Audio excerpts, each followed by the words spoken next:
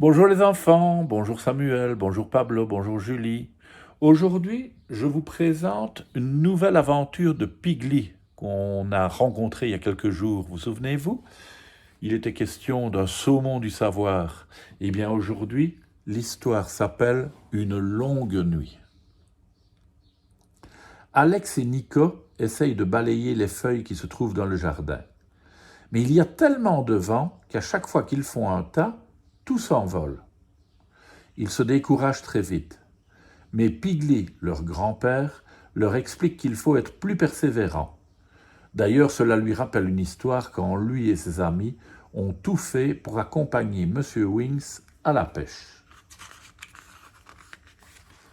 Un jour, Monsieur Wings annonce à Pigli qu'il partira le lendemain pêcher sur le lac de Bégora. Il raconte alors une histoire incroyable. La dernière fois, il y a vu un homme avec une queue de poisson qui nageait. Les enfants sont très impressionnés et intrigués. Il faut absolument qu'il l'accompagne à la pêche.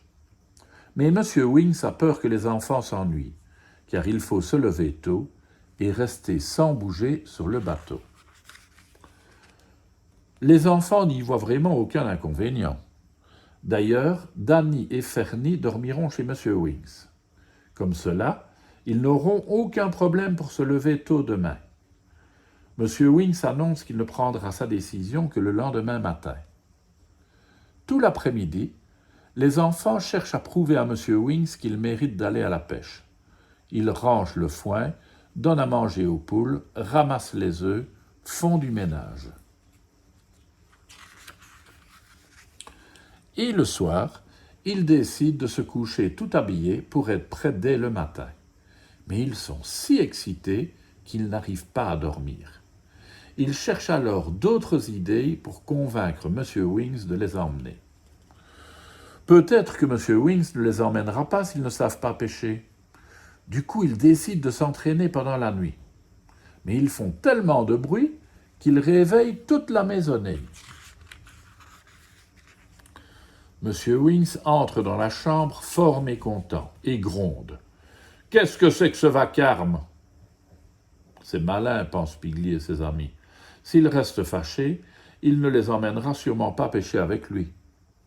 Pour se faire pardonner, il décide de trouver une couverture que M. Wings pourrait prendre avec lui sur le bateau pour se protéger du froid. Mais au lieu de ça, il commence une bataille de polochons.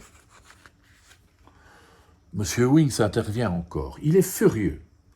Comment pourrait-il rester sage sur un bateau s'ils n'arrivent même pas à rester tranquilles dans leur lit? La partie de pêche a l'air compromise. Mais nos trois amis ne baissent pas les bras. Et s'ils préparaient le pique-nique pour le lendemain? Malheureusement, ils font encore beaucoup de bruit. Et sans le faire exprès, l'un d'eux allume la radio. Monsieur Wings est excédé.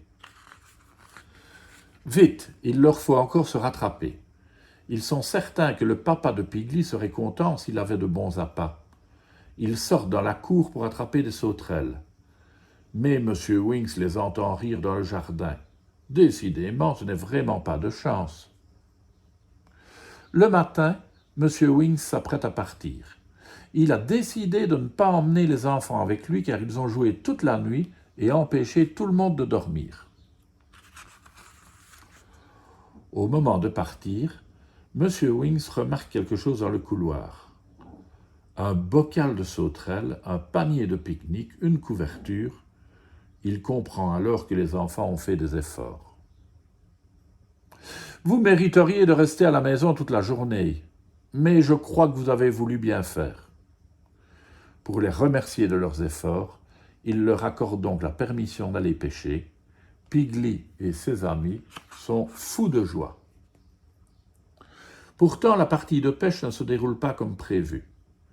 N'ayant pas fermé l'œil de la nuit, nos trois amis passent toute la journée non pas à prendre des poissons, mais à dormir dans le bateau. L'expérience de Pigli enfant est encore une leçon pour Alex et Nico. Ils comprennent qu'à force de persévérance, rien n'est impossible. Ils décident alors d'arroser les feuilles. Comme ça, elles ne pourront plus s'envoler et ils pourront enfin les ramasser. Voilà, c'est bien ce qu'ils ont fait, vous ne trouvez pas? À demain les enfants.